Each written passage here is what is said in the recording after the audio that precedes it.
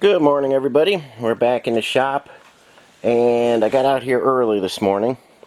I checked my email this morning and had roughly 90 emails about the last couple videos I made. Most of it hate mail, as usual.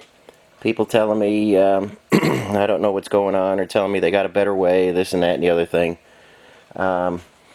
A bunch of good comments on the YouTube, but some people feel it's necessary to hit me up personally and tell me they could do everything better. I got a lot of grief on the bolts and the safety wiring. Most guys telling me these are not good quality bolts or anything, and the safety wire's done all wrong, this and that and the other thing. But the thing is, when you get these bolts, and I get them from just a couple places.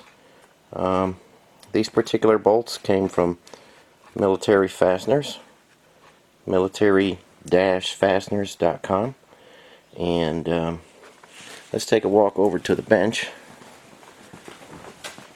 When I buy bolts, especially from Military Fasteners, they have a lot of great stuff. I like to use it. Here is our physical and chemical certification.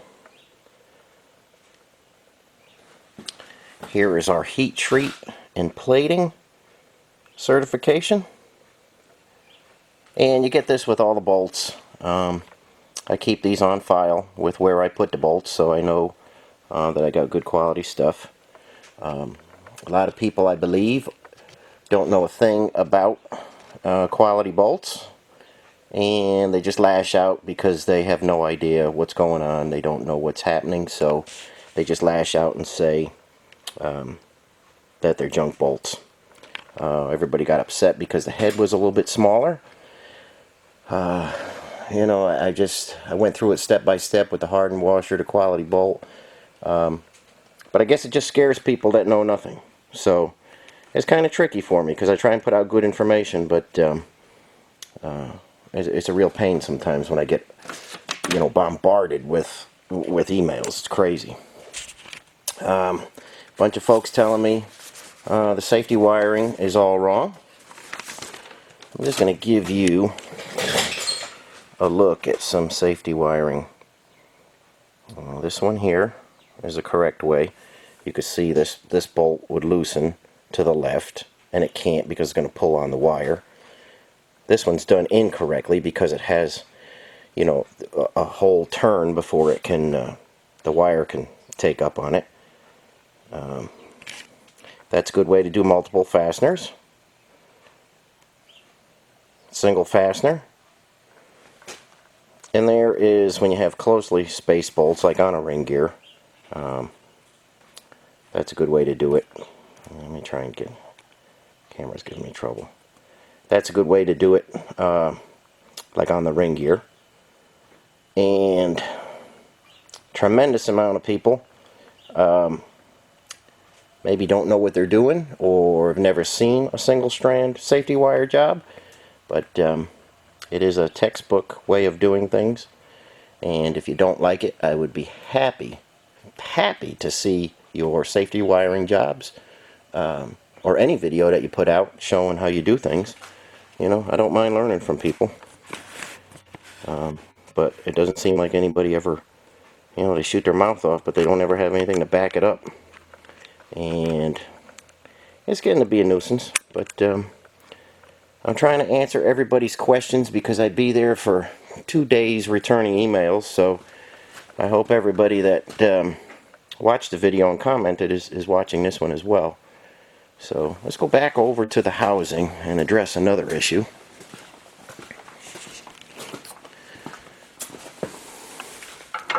I didn't realize so many people didn't know what a LockRight was. And there's the LockRight.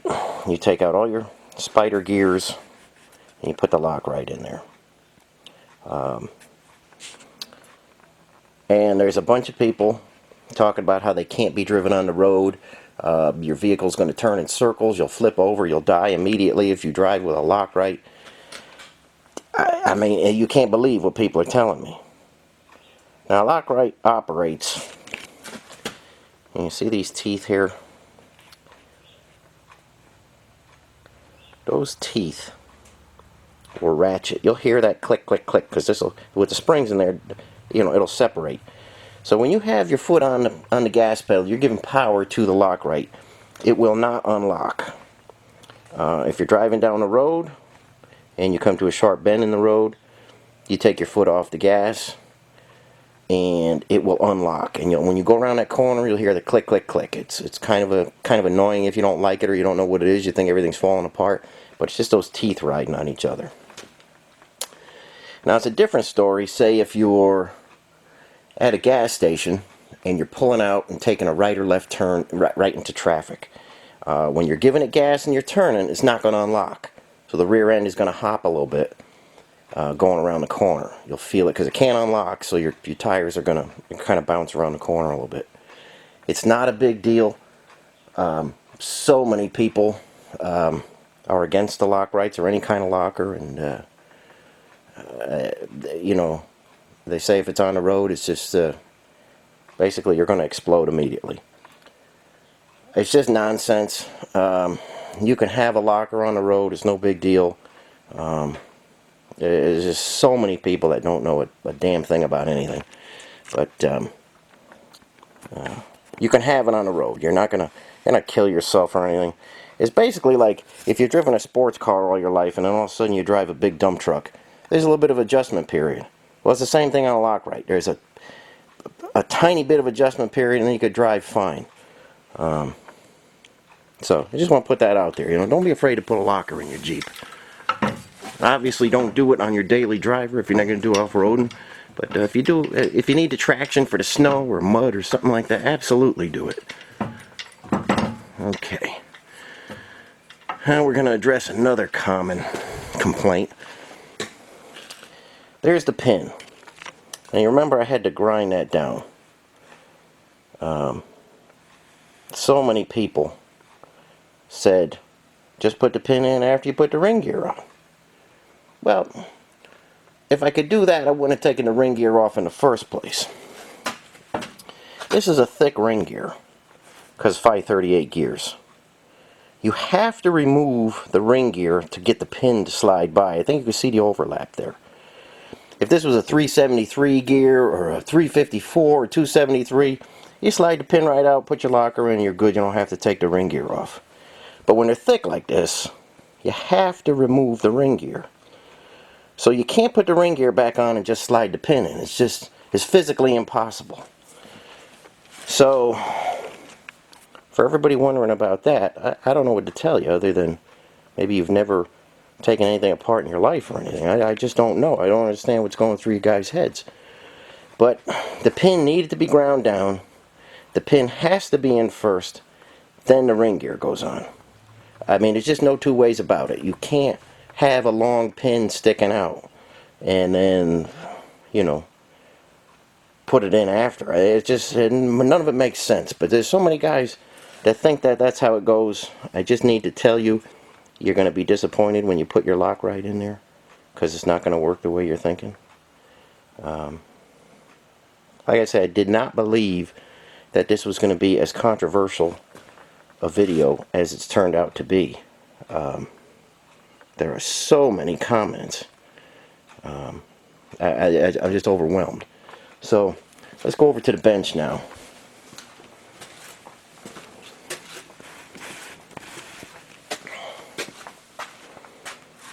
Okay, this is what you need to take out to put your LockRight in. You're changing everything where your spider gears were. You get your two gears, your two smaller gears.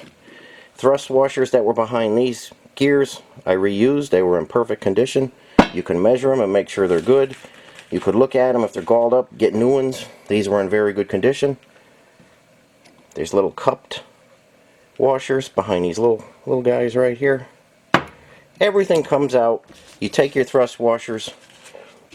Don't reuse this shaft. It's not the right shape or hardness.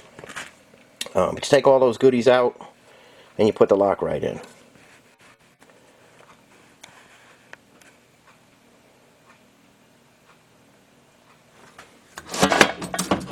There's the front one right there, so you could see. See all those gears in there? You take everything right out. Just gut it. You don't need anything. Pull it right out. And then your LockRight is built to go right in there. Now, I use part number 2514. I think it was 2514. Anyway, LockRight says that it's only will fit the Dana 44. They forget to tell people that it will fit the 41. I did not put the wrong one in there. That's the correct LockRight for that particular unit. And it works just fine. I've put plenty of them in. They are now, for some reason, giving a longer pin. I don't understand that. I've put plenty of these in with the correct size pin, but a little bit of grinding on the big disc sander kept it cool, and it worked perfect.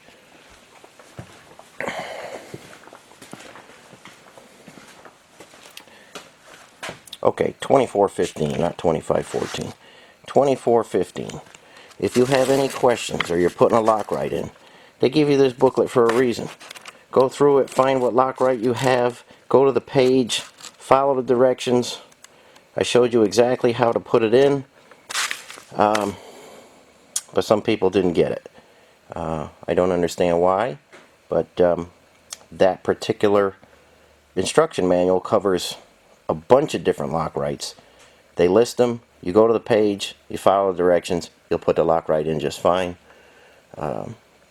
If you want to put good bolts in and safety wire them, that's up to you. If you don't want to and you want your bolts to fall out, then that's fine with me too. But just try not to attack me for doing it the right way. So let me go over to the bench. We'll talk more about how to size the bolts and how to get them for the guys that want to do their stuff correctly. Okay, here's the AN bolt gauge, and it's hard to focus in on this, but these are AN6 bolts, and an AN6 bolt is 3/8 24.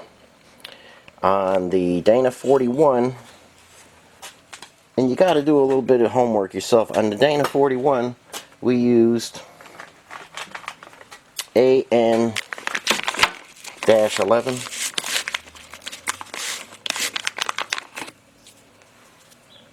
There's a bolt. Comes with a sleeve over it. I think you can see the sleeve. This is not a drilled head one, but you can get them with a drilled head. You just put an H after the dash number. So the bolts I used were AN6H11A. A lot of different ways to order bolts, and you got to kind of have your wits about you. Got to kind of know what you need and how to order bolts. Drilled head, drilled shank, drilled head and shank. But these guys here,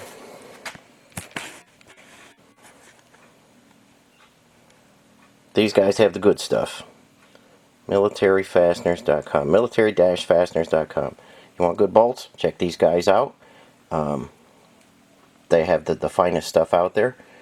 And just kind of know what you need ahead of time. You have to fool around with the length.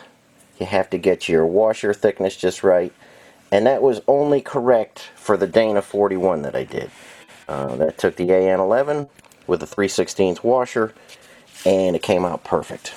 You got to fool around a little bit. Measure your bolt, figure your washer, and get it right. Take some time. If you're smart enough to rebuild your axle, you're smart enough to pick the right dash number bolt. So just do some homework on that. It's not real hard, and you'll get it right. And get the bolts and safety wire any way you see fit. You could do the double wire technique on the 2 bolts. Each bolt, each 2 instead of lock strap, you can wire it. You could do a single strand like I did. That works. It's been working for many years, and it's got millions of miles on ring gear and carriers that I did that way. But choice is up to you. I'm just giving you the basics. You run with it the way you see. Like I say, every 2 bolts are all around. Doesn't matter. The washer keeps you up a little bit with above these. Well, not above them, but higher, so you don't have to really stress your safety wire over the hump there. That's why I use the 3/16 washer. But you can get washers in a bunch of different thicknesses, and I just want to, just want to cover some basics that that seem to have gotten lost. I thought I explained everything real good in the video, but like I say, there's just everybody was crazy about this one. I don't understand why. I guess things that people don't understand scare them, and and they just lash out. I mean, it's crazy. So what I'm saying is, do your homework, figure out what you want to do. I'm putting videos out there. I know there's no other videos like I'm putting out there. I'm giving you an inside look on what works. I do this every single day.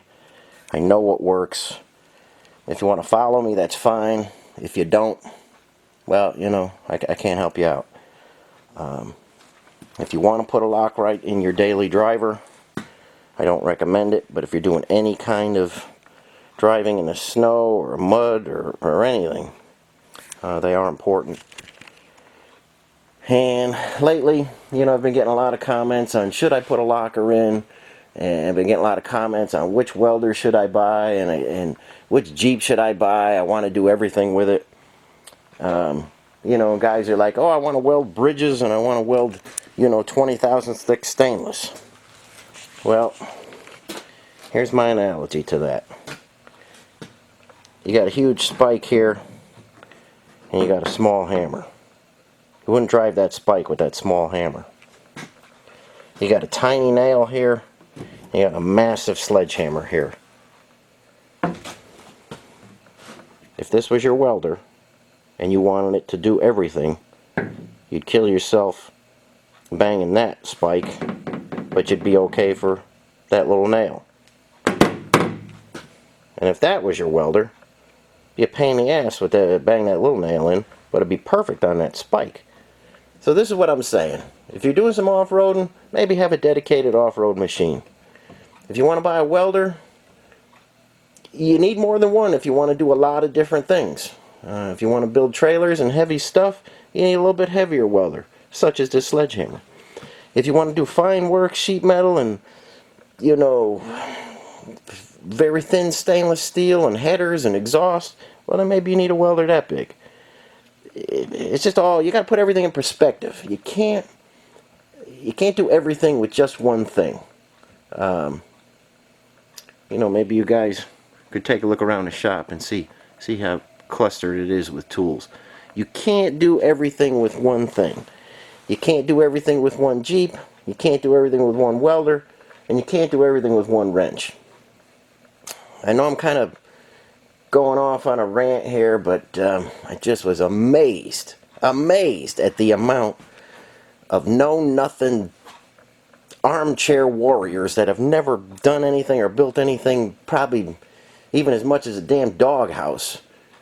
If you don't do anything, sit back, watch the videos, and if you have a video that you could show me something, I'd be glad to see it. If you don't, keep your mouth shut and just watch and see how things are done. 2019, we're going to do a bunch of different stuff. I'm going to start using the block button on YouTube. There's no need that people need to be mouthing off, and I mean, this is a place where people should be coming to learn and get ideas, and I've helped a bunch of people out, and I'll continue to help you guys out.